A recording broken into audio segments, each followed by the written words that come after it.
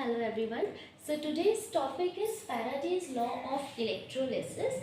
Again electrochemistry की series चल रही है तो उसमें हमारा टॉपिक है Faraday's law of electrolysis.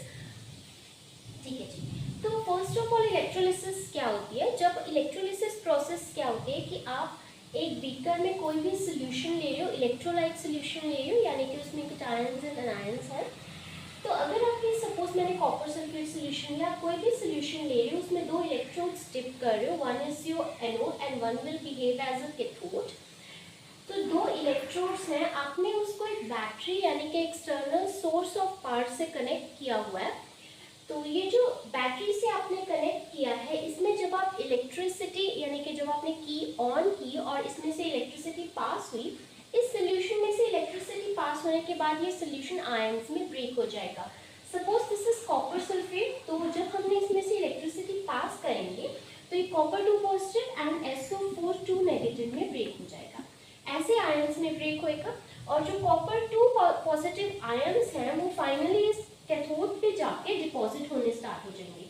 यहाँ पे कॉपर 2 पॉजिटिव आयंस का जो वेट है, यानी कि copper 2 positive will start depositing on this cathode. और लेट अस सपोज कि W gram weight copper 2 positive का इस इलेक्ट्रोड पे डिपॉजिट हुआ है. ठीक है जी. तो इलेक्ट्रोलिसिस प्रोसेस हमारी हो रही है. तो फैराडे लॉ हम किस लिए यूज करते हैं या ये किस लिए माइकल फैराडे ने इंट्रोड्यूस किया था? ये लॉ इस चीज पे बेस्ड है कि आप कितनी इलेक्ट्रिसिटी प्रोवाइड करवाओगे और उसके कॉरेस्पॉन्डिंग कितना वेट ऑफ आयंस इलेक्ट्रोड पे डिपॉजिट होगा, कितना weight of the substance electrode पे डिपॉजिट होगा with respect to your electric current given. ठीक है. तो इसका सिग्निफिकेंस लिखते हैं.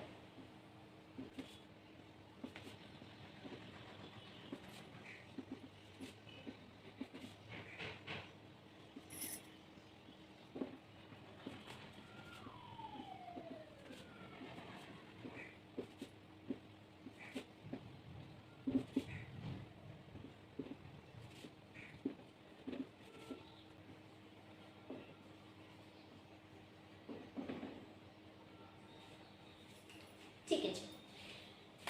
तो अब हम इसकी स्टेटमेंट रीड करेंगे. अभी मैंने जो सिग्निफिकेंस आपको एक्सप्लेन किया है कि इलेक्ट्रोलिसिस में जितना अमाउंट ऑफ सब्सटेंस डिपॉजिट होता है विद रिस्पेक्ट टू कितना करंट हमने उसमें पास किया, उसके क्वांटिटेटिव एनालिसिस है, उसे हम फैराडे लॉ बोलते हैं. तो उसी को मैंने यहाँ पे स्टेटमेंट में सिग्निफिकेंस में लिखा है. तो अब हम इसकी स्टेटमेंट करेंगे. देखिए फैराडे के दो लॉ होते हैं. पहले हम फर्स्ट लॉ डिस्कस करेंगे, उसके बाद में सेकेंड. तो फैराडे की फर्स्ट लॉ की स्टेटमेंट क्या है कि कितना अमाउंट आपके इलेक्ट्रोड पे डिपॉजिट हो रहा है सब्सटेंस का, that is directly proportional to the current you are giving.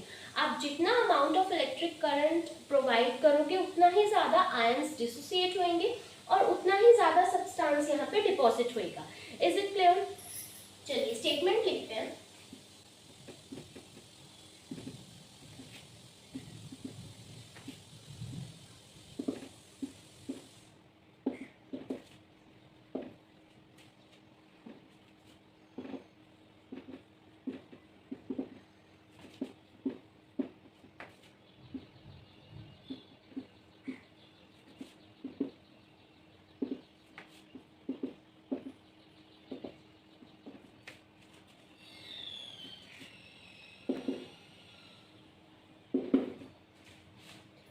इसी को अगर हमें मैथमेटिकली लिखना हो तो हम कैसे लिखेंगे? लेट अस से W is the weight of substance that is deposited on the electrode.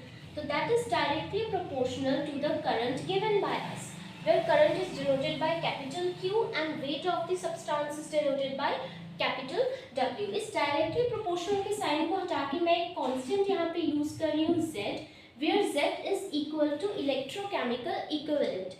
Electrochemical equivalent को डिस्कस करेंगे. कुछ नहीं है, हमने जो first statement first law of Faraday लिखा है उसी को हमने मैथमेटिकल टर्म्स में लिखा है कि the amount of substance deposited that is directly proportional to the coulombs of electricity that we have passed. ठीक है. इसी से हम लोगों ने इलेक्ट्रोकेमिकल इक्विवेलेंट की डेफिनेशन करेंगे. ये Z कांस्टेंट जो हमने यहाँ पे लिखा है. तो एज वी नो कि W is equal to Z into Q, बहुत सिंपल मैथमेटिकल इक्वेशन है.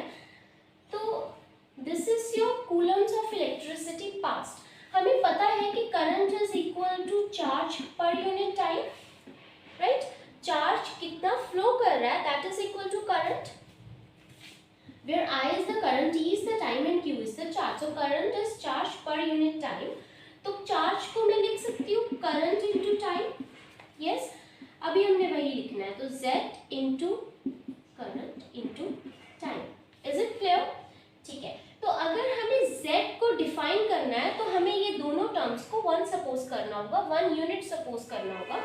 तो लेट अस से कि I is equal to 1 ampere, current की यूनिट एम्पियर होती है, and T is equal to 1 second. Second यहाँ पे हमने SI यूनिट ली है टाइम की। तो लेट अस से कि current is 1 ampere and time is 1 second. For that Z comes out to be W, ये भी 1 है, ये भी 1 है, 1 into 1 is 1, so Z is equal to W। तो अब हमें अगर इलेक्ट्रोकेमिकल इक्विवेलेंट को 1 मार्क्स में या 2 मार्क्स में डिफाइन करना है तो हम कैसे डिफाइन करेंगे कि electrochemical equivalent is the amount of substance deposited when 1 ampere of current is passed in 1 second. So that is your electrochemical equivalent. अभी हम सेकेंड लॉ करेंगे।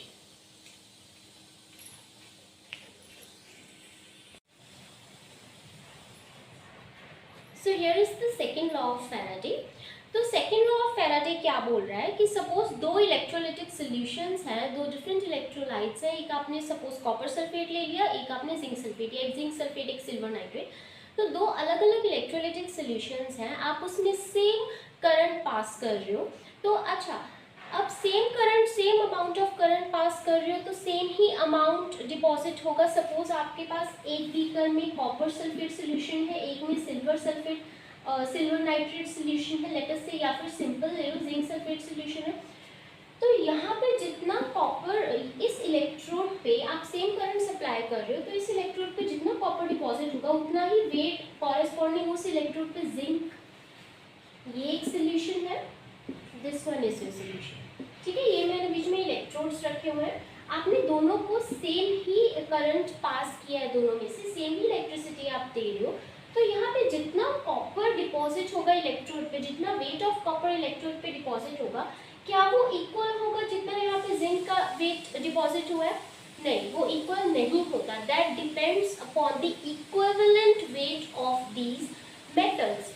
वो इन सब्सटेंसेस के इक्विवेलेंट वेट पे भी डिपेंड करता है। अब इक्विवेलेंट वेट क्या होता है और इसको, इस लॉ को हम कैसे अप्लाई करते हैं, इसका प्रॉपर स्टेटमेंट क्या है, अभी हम वो डिस्कस करेंगे। देखो, सेम करंट पास करने का मतलब ये नहीं होता है कि आपके पास सेम ही अमाउंट डिपॉजिट होगी। एक क्लास में बहुत सारे स्टूडेंट्स पढ़ रहे हैं, मैं सेम ही पढ़ा रही हूँ, बट ज़रूरी नहीं कि सबको सेम नॉलेज मिलेगा। वो आपकी कैपेबिलिटी और आपके हार्डवर्क पे डिपेंड करता है। सेम चीज़ है कि आप इलेक्ट्रिक करंट सेम दे रहे हो दोनों सोल्यूशंस को, बट वो दोनों सोल्यूशन की खुद की टेंडेंसी पे डिपेंड करता है, उनके खुद के इक्विवेलेंट वेट पे डिपेंड करता है कि कितना अमाउंट इलेक्ट्रोड पे डिपॉजिट होगा। सेम करंट का मतलब सेम अमाउंट डिपॉजिटेड नहीं होता। Current is directly proportional to amount deposited, but अगर दो डिफरेंट इलेक्ट्रोलाइट्स हैं तो वो इलेक्ट्रोलाइट्स पे खुद पे भी डिपेंड करता है कि कितना सब्सटेंस आपका डिपॉजिट हो रहा है इलेक्ट्रोड्स पे। इसको हम अभी अच्छे से क्लियर करते हैं।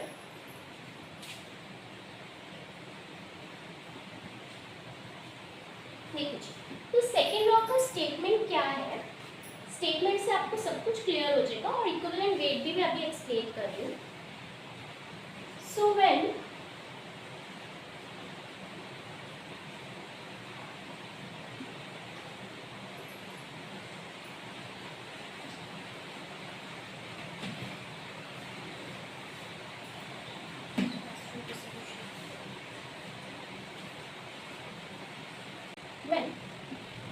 same amount of electricity is passed through the two solutions of different electrolytes, the amount of substance deposited on the electrodes is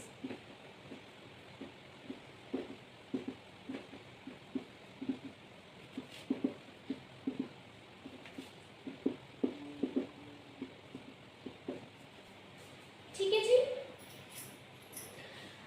अब मैंने ये तो बोल दिया है कि आपका कितना अमाउंट डिपॉजिट होगा वो डिपेंड करता है आपके इक्विवेलेंट, आपकी जो सब्सटेंस डिपॉजिट हो रहा है उसके इक्विवेलेंट मास के ऊपर। But equivalent mass, equivalent weight of an element क्या होता है? इक्विवेलेंट वेट क्या होता है? It is the atomic mass of the substance over it's n factor.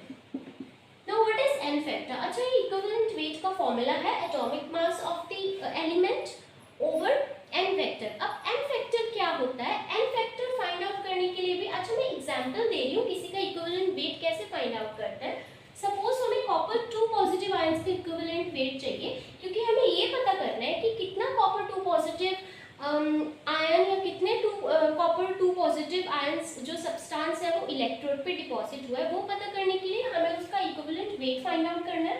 Equivalent weight find out हम लोग कैसे करेंगे? कॉपर 2 पॉजिटिव है, कॉपर का एटॉमिक मास होता है 63.5 ग्राम्स ओवर इसका जो n फैक्टर है दैट इज 2, क्योंकि इस पे चार्ज कितना है?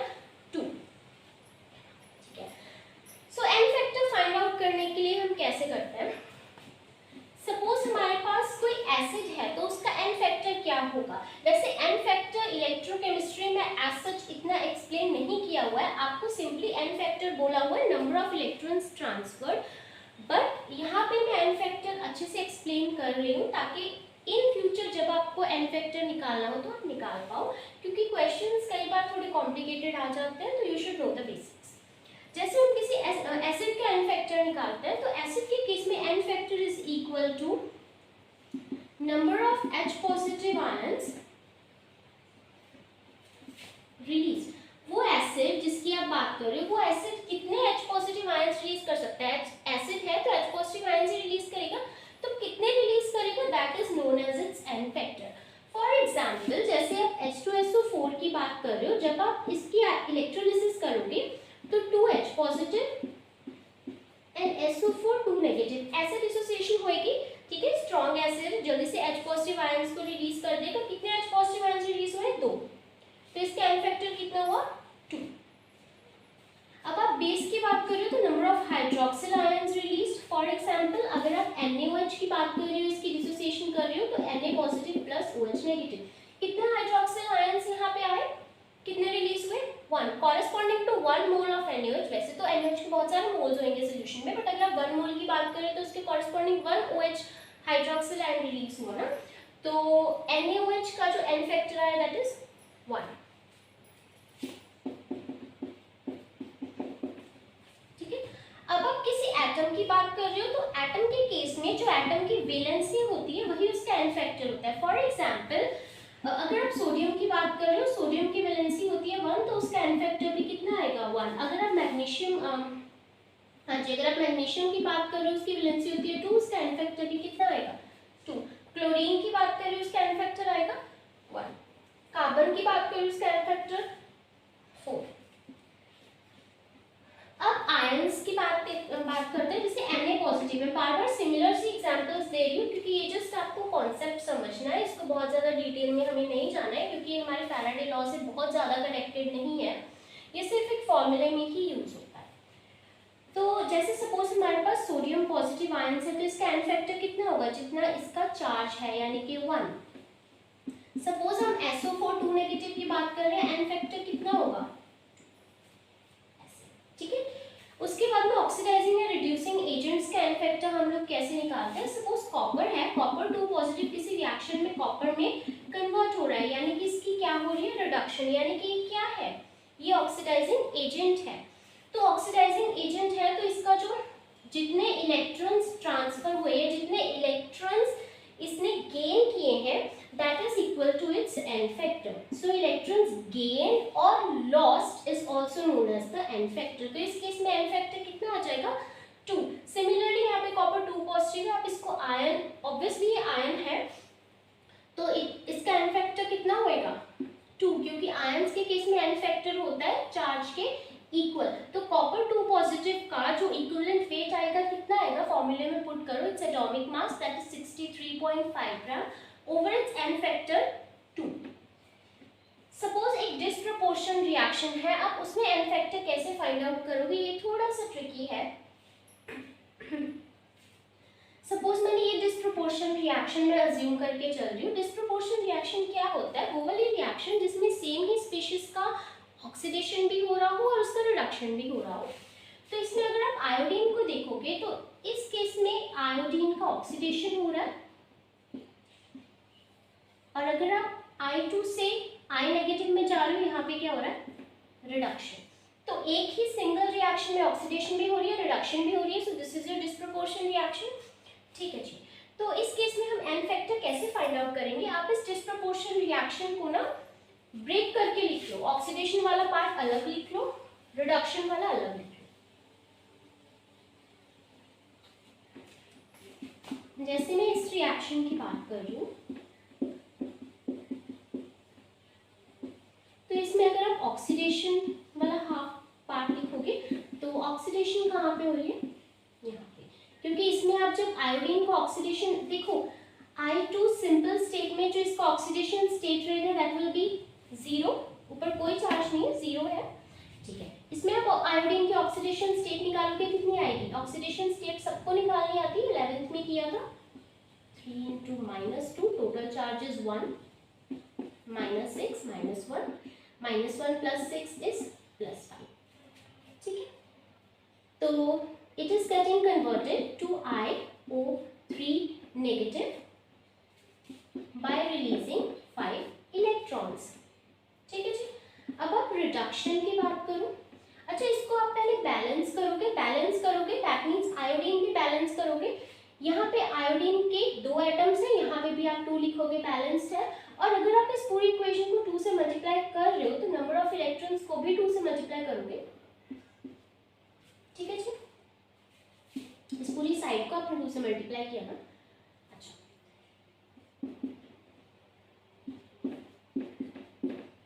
इस केस में क्या हो रहा है? आप 0 से -1 ऑक्सीडेशन स्टेट में जा रहे हो, दैट मीन्स रिडक्शन हो रही है। डिस्प्रोपोर्शन रिएक्शन का एन फैक्टर निकालना मैं समझा रही हूँ with the help of this example. ठीक है, अगर आपको डायरेक्टली फैराडे लॉ पे ही जंप करना है तो आप इसको थोड़ा सा आगे स्किप कर सकते हैं। ठीक है जी। अब इस केस में हमारे पास गेन ऑफ इलेक्ट्रॉन कितना है? पहले इसको बैलेंस करो। आयोडीन 2, गेन ऑफ इलेक्ट्रॉन कितने हुए? 2 इलेक्ट्रॉन, क्योंकि एक आयोडीन नेगेटिव बनने के लिए 1 इलेक्ट्रॉन गेन होता है, तो 2 आयोडीन नेगेटिव आयंस के लिए 2 इलेक्ट्रॉन्स गेन होंगे। ठीक है जी। अब इन दोनों रिएक्शंस को ऐड करो ताकि हमारे पास नेट रिएक्शन आ जाए। अब हमें पता है कि number of electrons gain and number of electron lost equal होते हैं। ठीक है, तो यहाँ पे 10 इलेक्ट्रॉन्स अगर ये लॉस कर रहा है तो यहाँ पे 10 ही इलेक्ट्रॉन्स गेन करने चाहिए। तो हमें इस पूरी इक्वेशन को 5 से मल्टीप्लाई करना होगा। तो नेट इक्वेशन हमारे पास क्या आई? Iodine plus 5 iodine gives you 2IO3 negative plus 10 I negative. ठीक है जी, क्लियर है? इसके एन फैक्टर का फॉर्मूला लिखो।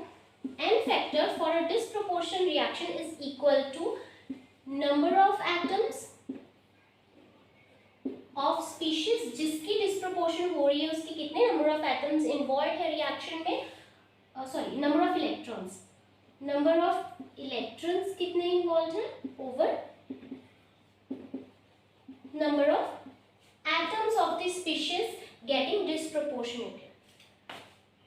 तो इसमें हमें पता है नंबर ऑफ इलेक्ट्रॉन्स कितने इन्वॉल्व थे। यहाँ पे 10 इलेक्ट्रॉन्स थे, इसको भी हमने 5 से मल्टीप्लाई करके 10 कर दिया था, तो 10 electrons over number of atoms iodine के नेट रिएक्शन में कितने? 5 and 1 6। इसको आप कैंसिल करोगे 5/3, तो इसका एन फैक्टर आया हमारे पास 5/3। ठीक है जी। तो ऐसे हम एसिड का, बेस का, एटम का, आयंस का ऑक्सीडेशन, रिडक्शन, डिस्प्रोपोर्शन रिएक्शंस का सबका एन फैक्टर निकाल सकते हैं। Is it clear? चलो जी।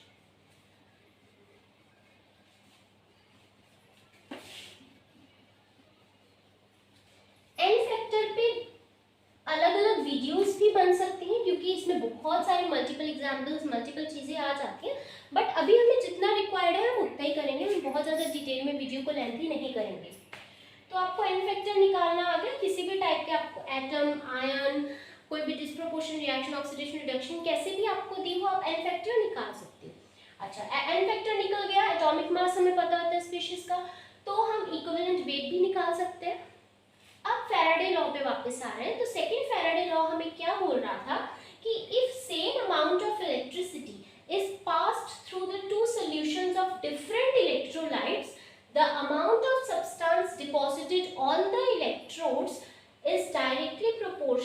the equivalent weight of the substance. अच्छा जी, तो ये एक विजुअलाइजेशन है कि हम इस लॉ को कैसे डिस्कस कर रहे थे कि हमने एक सिल्वर नाइट्रेट सोल्यूशन लिया फॉर एग्जांपल और एक हमने कॉपर सल्फेट सोल्यूशन लिया, दो अलग अलग इलेक्ट्रोलाइट्स हैं, उनमें हम सेम, देखो बैटरी तो हमारे पास एक ही लगी हुई है ना, तो हम सेम अमाउंट ऑफ करंट दोनों को दे रहे हैं, तो सिल्वर कितना डिपॉजिट होगा इस कैथोड के ऊपर एंड इसके ऊपर कॉपर कितना डिपॉजिट होगा, that would not be same. मैंने ऑलरेडी बोला था सेम करंट पास करने का मतलब ये सेम ऐसा नहीं होता है कि सेम ही अमाउंट हमारे पास डिपॉजिट होगा, हम सेम करंट सप्लाई कर रहे हैं but amount of substance deposit जो हो रहा है that is directly proportional to its equivalent weight, और इक्विवेलेंट वेट हर सब्सटेंस का डिफरेंट होता है, ठीक है। तो अगर हम इसे मैथमेटिकली लिखे अपने सेकेंड फैराडे लॉ को, तो इस पर्टिकुलर डायग्राम के अकॉर्डिंग या इस पर्टिकुलर एग्जाम्पल के according the weight of silver deposited over weight of copper deposited is equal to equivalent weight of silver over equivalent weight of copper, ठीक है। तो ये इसका मैथमेटिकल एक्सप्रेशन है।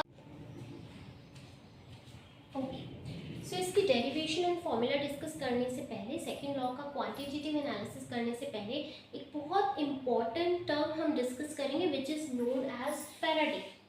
ओके, सो अगर मैं सिंपल टर्म्स में बात करूँ, सिंपल लैंग्वेज में, Faraday is the amount of electric charge of 1 mole of a substance. अगर आप किसी भी सब्सटेंस के 1 मोल पे कितना चार्ज है उसकी बात करोगे, उसको हम लोग 1 फैराडे से डिफाइन करते हैं।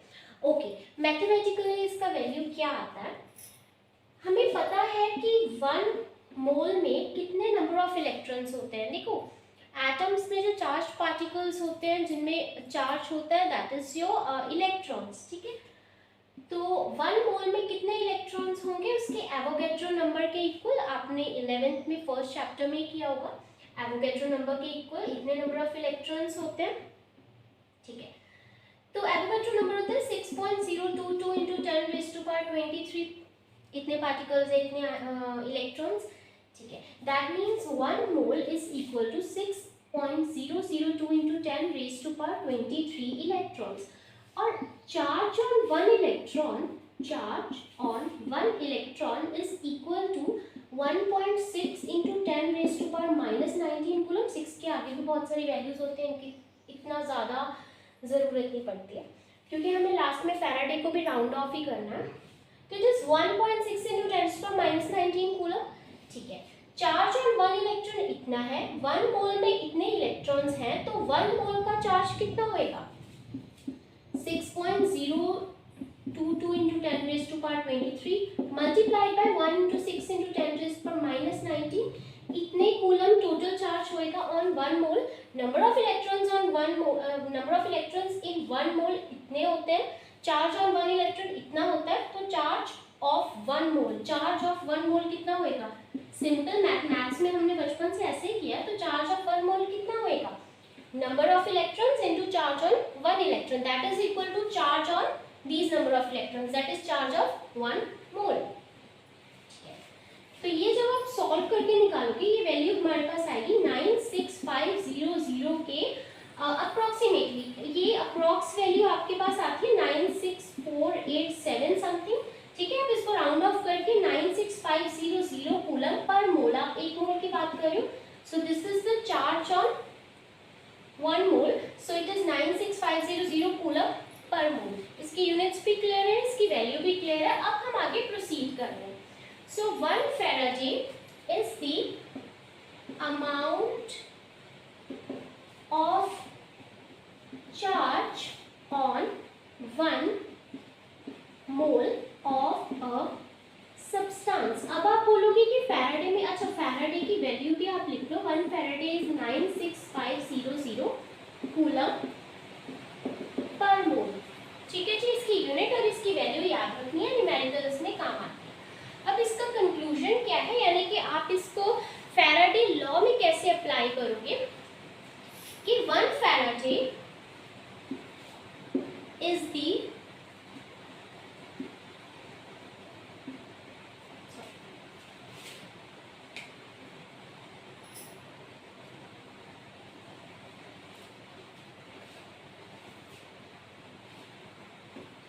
1 Faraday electricity is given to deposit 1 gram equivalent of a substance। आपको ऑलरेडी मैंने बताया था कि मास ऑफ या mass of substance deposited that is equal to gram equivalent weight of that substance. तो 1 फैराडे क्या होता है कि कितनी इलेक्ट्रिसिटी रिक्वायर्ड होएगी, कितना चार्ज, कितना इलेक्ट्रिसिटी रिक्वायर्ड होएगा 1 ग्राम सब्सटेंस को डिपॉजिट करने के लिए इलेक्ट्रोड पे जब इलेक्ट्रोलिसिस हो रही होगी। ठीक है, so simply electricity 1 Faraday is the electricity given to deposit 1 gram equivalent of a substance on the electrode during electrolysis process। Faraday clear है, ये फैराडे का फिजिकल सिग्निफिकेंस है और ये हमारे फैराडे का वैल्यू है प्लस उसका मैथमेटिकल डेफिनेशन है जो हमने यहाँ पे सॉल्व करके निकाला है। अब हम आगे इस लॉ की डेरिवेशन के लिए प्रोसीड करते हैं। ओके, मैथमेटिकल कर रहे हैं। ये हमारे पास फैराडे फर्स्ट लॉ से स्टेटमेंट आई थी। ये फॉर्मूला या ये जो हमने स्टेटमेंट से मैथमेटिकल एस्पेक्ट निकाला था, जो हमने कंक्लूड किया था वो था कि W is equal to Z into Q। ठीक है जी, तो एज वी नो तो Z कितना होगा W over Q। Let us suppose कि हम 1 फैराडे की बात कर रहे हैं। अब आपको पता है कि 1 Faraday is equal to 96500 coulomb per mole के अप्रॉक्सीमेटली। ठीक है, तो अगर आपको 1 मोल के लिए 1 कूलम निकालना हो तो that will be 1 over 96500 Faraday. Obviously यहाँ पे जाके अपॉन में चला जाएगा। ठीक है, तो अगर आप इक्विवेलेंट वेट की बात कर रहे हो, यानी कि अगर आप फैराडे की बात कर रहे हो तो यहाँ पे आप वेट की जगह इक्विवेलेंट वेट लोगे। ठीक है, और जो इक्विवेलेंट वेट होता है उसका फॉर्मूला क्या होता है, that is equal to atomic weight over N factor. ठीक है, और यहाँ पे जो Q है, चार्ज है, वो 1 फैराडे लेके चल रहे हो तो दिस इज 96500 कूलम पर मोल। ठीक है, आपने कुछ नहीं किया, आपने चार्ज को फैराडे के अकॉर्डिंग लिखा है क्योंकि आप इसमें लेके चल रहे हो कि लेट अस सपोज कि 1 ग्राम इक्विवेलेंट है तो उसके कॉरेस्पॉन्डिंग 1 फैराडे हम लोग यहाँ पे करंट दे रहे हैं, चार्ज सप्लाई कर रहे हैं। तो आप चार्ज को यानी कि Q को 1 फैराडे लिख रहे हो, वेट को आप इक्विवेलेंट वेट लेके चल रहे हो which is equal to atomic weight over N factor. Clear है यहाँ तक? ठीक है, अब आप इसको इसमें पुट कर दो। ये जो हमारे पास नॉर्मल फर्स्ट लॉ से जो इक्वेशन आई थी उसमें Z की वैल्यू सब्स्टिट्यूट कर दो, that is equal to atomic weight. अच्छा, आप एटॉमिक वेट की जगह पे मॉलिक्यूलर वेट भी ले सकते हो सर्टेन केसेस में। अगर आपके पास मॉलिक्यूल है तो आप मॉलिक्यूल वेट लोगे, अगर आपके पास कोई सर्टेन एटम है तो आप एटॉमिक वेट लोगे। ठीक है, तो इक्विवेलेंट वेट निकालने के लिए अगर आपके पास एटम है तो एटॉमिक वेट ओवर NF, अगर मॉलिक्यूल है तो मॉलिक्यूलर वेट ओवर NF। तो यहाँ पे सपोज आपने एटॉमिक वेट या मॉलिक्यूलर वेट कुछ भी आपने ले लिया, molecular weight is equivalent to molecular mass, मैं ऐसे यहाँ पे लिख रही हूँ, या फिर आप एटॉमिक मास या एटॉमिक वेट भी ले सकते हो। ठीक है, वो कंडीशन के ऊपर डिपेंड कर रहा है। आपने अब Q की वैल्यू पुट यहाँ पे Q लिखो। ठीक है जी, Z की वैल्यू यहाँ पे सब्स्टिट्यूट किए, नथिंग एल्स। तो W इज इक्वल टू कोई भी एक लेके चलो, मॉलिक्यूलर मास लेके चलो, कोई बात नहीं, molecular mass over N factor 96500। अब Q को मैंने ऑलरेडी बोला था, ये current is equal to charge per unit time, तो यहाँ पे I इंटू टी लिख सकते हो आप। Current is equal to charge per unit time, तो charge is equal to current into time. ठीक है, तो I क्रॉस टी लिख दो, कोई प्रॉब्लम नहीं है यहाँ पे। अब आप मॉलिक्यूलर मास को यहाँ पे ले आओ। ठीक है, this is weight and this is molecular mass. 9650 which is 1 faraday. ठीक है, अब मास ओवर मोलर मास, देखो वेट है, वेट इज मास ना, तो mass over molar mass is equal to number of moles, हमने फॉर्मूला किया हुआ है। ठीक है, तो number of moles is equal to I into T over NF into 96500। ठीक है, number of moles is I into T over NF n factor into 96500, that is 1 Faraday. अब आप क्या करोगे, लेट अस सपोज आपने जैसे सेकेंड लॉ की बात की है, तो सेकेंड लॉ में हम क्या करते हैं, सेकेंड लॉ में हम दो इलेक्ट्रोलिटिक सॉल्यूशंस को कंपेयर कर रहे हैं। ठीक है, कितने मोल्स डिपॉजिट हुए वो फाइंड आउट कर रहे हैं।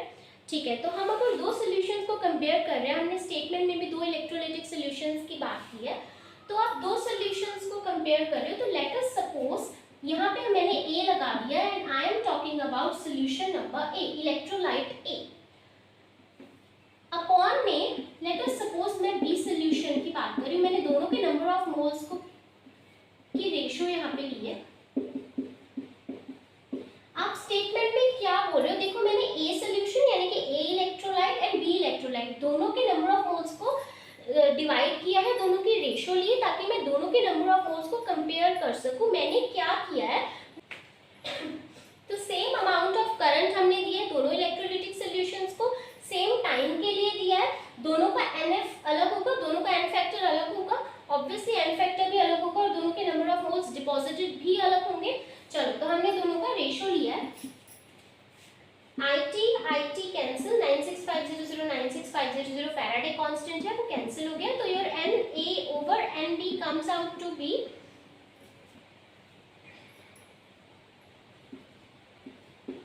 NFB ओवर NFA, यानी कि N factor of B over N factor of A। अब हमें पता है कि जो N फैक्टर है एटॉमिक मास और molecular mass over N factor is equal to equivalent weight. ठीक है जी, तो इक्विवेलेंट वेट और N फैक्टर क्या हो रहे हैं, इनवर्सली प्रोपोर्शनल है, अपॉन में है, तो इसको मैं लिख सकती हूँ equivalent weight of A over equivalent weight of B। तो number of moles of A deposited on the electrode is equal to equivalent weight of A, and number of moles deposited for B is equal to equivalent weight of B। Hence हमने जो हमारा second law का statement है वो यहाँ पे हमने prove कर दिया विद योर मैथमेटिकल एस्पेक्ट। ठीक है, आप इसका भी स्क्रीनशॉट ले लो। इसमें बेस्ड एक NCERT सॉल्व न्यूमेरिकल है, तो उसे अभी हम लोग डिस्कस करेंगे। तो ठीक है जी, एक न्यूमेरिकल से आपको बाकी सब न्यूमेरिकल्स का कॉन्सेप्ट क्लियर हो जाएगा और इसको हम लोग लॉस को कैसे अप्लाई करते हैं अपने न्यूमेरिकल्स पे, अपने कॉन्सेप्ट को कैसे अप्लाई करते हैं उसे हम लोग यहाँ पे पूरी तरह समझेंगे। ठीक है जी, चलो स्टार्ट करते हैं। सबसे पहले तो वो हमें क्वेश्चन में क्या बोल रहा है, कॉन्सेप्ट बेस्ड क्वेश्चन है और उसमें मैथमेटिकल एस्पेक्ट्स भी यूज हो रहे हैं। तो क्वेश्चन ध्यान से पढ़ना, पूरा क्वेश्चन रीड करना। A solution of copper sulphate is electrolysed for 10 minutes. पहले तो टाइम हमें मिनट्स में दिया हुआ है, तो हमें सेकंड्स में कन्वर्ट करना होगा क्योंकि सारी जो हमारे कूलम है और बाकी सब चार्जेस हैं वो SI यूनिट्स हैं, तो टाइम को भी हमें SI यूनिट यानी कि सेकंड में कन्वर्ट करना है। अच्छा, क्या बोल रहा है वो कि a solution of copper sulphate यहाँ पे हमारा इलेक्ट्रोलाइटिक सॉल्यूशन है, वो 10 मिनट्स के लिए हम उसे करंट दे रहे हैं। कितना करंट दे रहे हैं, 1.5 एम्पियर करंट हम उसे प्रोवाइड कर रहे हैं। तो करंट जो हम अपने सॉल्यूशन को दे रहे हैं दैट इज 1.5 एम्पियर। कितने टाइम के लिए प्रोवाइड कर रहे हैं, 10 minutes. Let us convert firstly minutes two seconds into 60, that is 600 seconds। Is it clear? अच्छा, तो नेक्स्ट वो हमें पूछ रहा है कि what is the mass of copper deposited at the cathode. Copper का मॉलिक्यूलर मास हमें गिवन है 63.5 ग्राम पर मोल। कितना कॉपर उस इलेक्ट्रोलाइटिक सॉल्यूशन में सेम उस इलेक्ट्रोड पे डिपॉजिट होगा। ये हमारे पास कॉपर सल्फेट सॉल्यूशन है,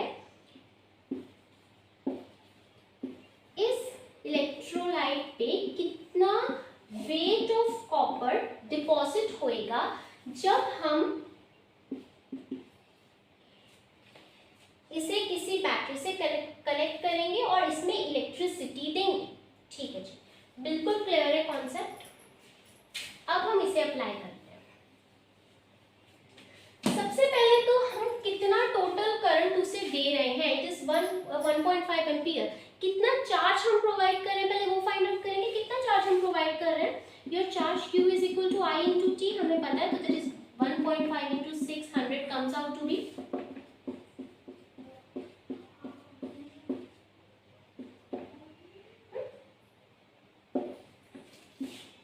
900 कूलम। तो कितना चार्ज हमारे पास टोटल है जो हम अपने इलेक्ट्रोलाइट को दे रहे हैं फॉर द इलेक्ट्रोलिसिस प्रोसेस, वो है 900 कूलम।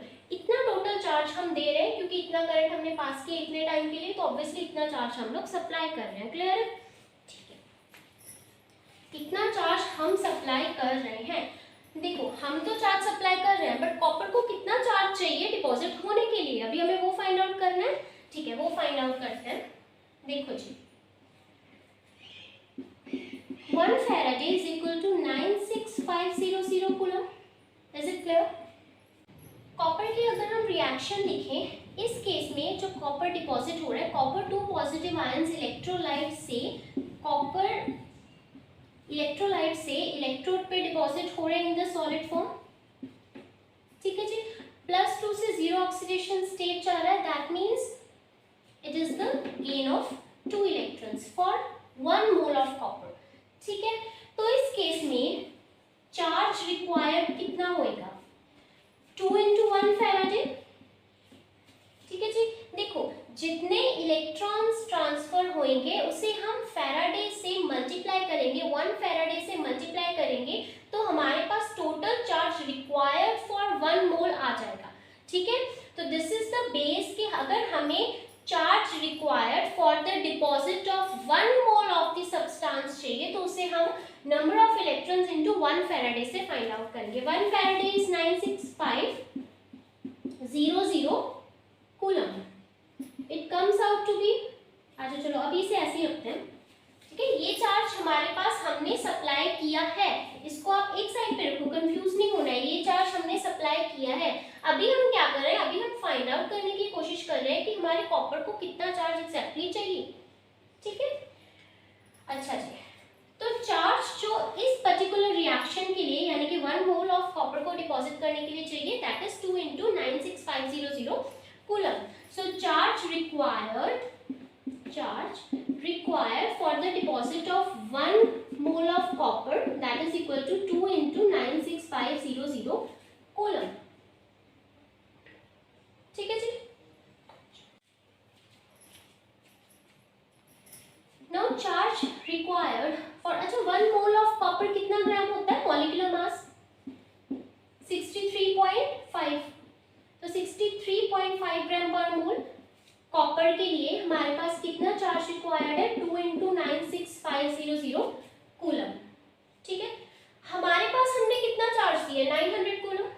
ठीक है, charge required for 1 mole is equal to this, that means 2 into 96500 coulomb of charge can deposit 63.5 gram of copper. इसका यही मतलब है ना कि 2 into 96500 कूलम। ठीक है, this much charge is required to deposit 63.5 gram of copper. ठीक है, तो 1 coulomb charge will be required, मैंने अभी बोला ना ये हम चार्ज रिक्वायर्ड निकाल रहे हैं, ये हमारे पास चार्ज है जितना हमने प्रोवाइड किया है, ये अभी हमें कितना चार्ज चाहिए हम वो निकाल रहे हैं। तो 1 coulomb of charge is required to deposit, इसको आप नीचे ले गए। ठीक है, बेसिक मैथ्स है। To deposit this much gram of copper, बिल्कुल क्लियर है। ठीक है, कितना चार्ज हमारे पास है, हमारे पास 900 कूलम चार्ज है, 1 कूलम से हम इतने ग्राम कॉपर को इलेक्ट्रोड पे डिपॉजिट कर सकते हैं। तो 900 कूलम से कितने को डिपॉजिट कर पाएंगे, 900 कूलम से कितने ग्राम ऑफ कॉपर डिपॉजिट हो पाएगा इलेक्ट्रोड पे, ऑब्वियसली इसको 900 से मल्टीप्लाई करेंगे। ठीक है जी, अब हम इसको सॉल्व करते हैं, यहाँ पे आ जाओ। इट्स 63.5, उसने हमें यही पूछा था कि जितनी हम उसे करंट प्रोवाइड करवा रहे हैं उतने करंट से आप कितना मास ऑफ कॉपर डिपॉजिट करवा पाओगे। तो हमने क्या निकाला कि टोटल हम कितना चार्ज उसे दे पा रहे हैं। ठीक है, पहले हमने वो निकाला, 1 कूलम चार्ज पे आपको जितने कॉपर डिपॉजिट होंगे, तो आपके पास 900 कूलम चार्ज है, तो आप 900 से मल्टीप्लाई कर दोगे 1 कूलम के लिए जितने ग्राम ऑफ कॉपर डिपॉजिट हो रहे हैं। तो 900 कूलम में कितने ग्राम ऑफ कॉपर डिपॉजिट होंगे, आप इसको 900 से मल्टीप्लाई करोगे। ठीक है, सॉल्व करो। 96500 इंटू 900, 0 0 से कैंसिल, ये पॉइंट हटा के नीचे 0, सो it is 635 into 9 over 2 into 9650। आप इसको कंप्लीटली सॉल्व करोगे तो आपके पास इतने ग्राम ऑफ कॉपर डिपॉजिटेड आ जाएगी। इसको कैलकुलेटर से सॉल्व कर लेना। ठीक है, आंसर मैं बता देती हूँ। इट इज 0.296 ग्राम। ठीक है जी, आंसर निकल जाएगा कैलकुलेटर से सॉल्व किया हुआ। ओके, तो ये एक न्यूमेरिकल था कि आपको पता लगे कि हम कैसे